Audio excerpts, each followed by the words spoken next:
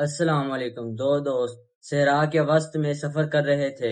سفر کے دوران ایک مقام پر ان دونوں کے درمیان بڑا جھگڑا ہوا۔ ایک دوست نے دوسرے دوست کو تھپڑ مار دیا اور جس دوست کو تھپڑ پڑا اس نے شدید درد اور دکھ محسوس کیا اور بغیر کچھ کہے ریت پر لکھ دیا کہ آج میرے قریبی دوست نے مجھے تھپڑ مارا ہے، اور وہ دونوں چلنے لگے یہاں تک کہ وہ صحرا کے ایک خوبصورت نخلستان تک پہنچے، اور وہاں انہوں نے نخلستان کے جھیل میں نہانے کا فیصلہ کیا، اور جس دوست کو تھپڑ پڑا تھا وہ کیچڑ کی دلدل میں پھنس گیا اور ڈوبنے لگا، اور دوسرے نے دوڑ کر اسے بچا لیا۔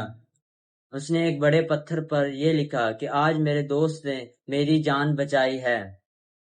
جب میں نے تمہیں اذیت دی تو تم نے ریت پر لکھ دیا، اور جب میں نے تمہیں بچایا اور تم نے ایک بڑے پتھر پر لکھ دیا، اس کا کیا مطلب؟ تو اس نے جواب دیا، جب کوئی ہمیں تکلیف دیتا ہے تو ہمیں چاہیے کہ اسے ریت پر لکھ دے تاکہ بھولنے والی ہوائیں اسے مٹا دیں، لیکن جب کوئی ہماری اچھائی کرتا ہے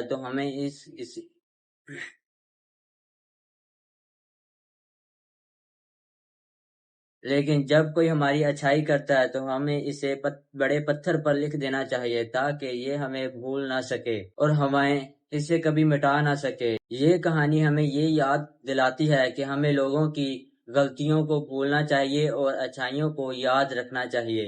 السلام علیکم، میں ہوں سبطین حیدر، آپ ہمارا دیکھ رہے ہیں یوٹیوب چینل۔ ایسی اور ویڈیو دیکھنے کے لیے ہمارے چینل کو سبسکرائب کریں، لائک کریں، دوستوں کے ساتھ شیئر کریں۔ انشاءاللہ ایک نئی ویڈیو کے ساتھ حاضر ہوں گے، تب تک کے لیے اللہ حافظ۔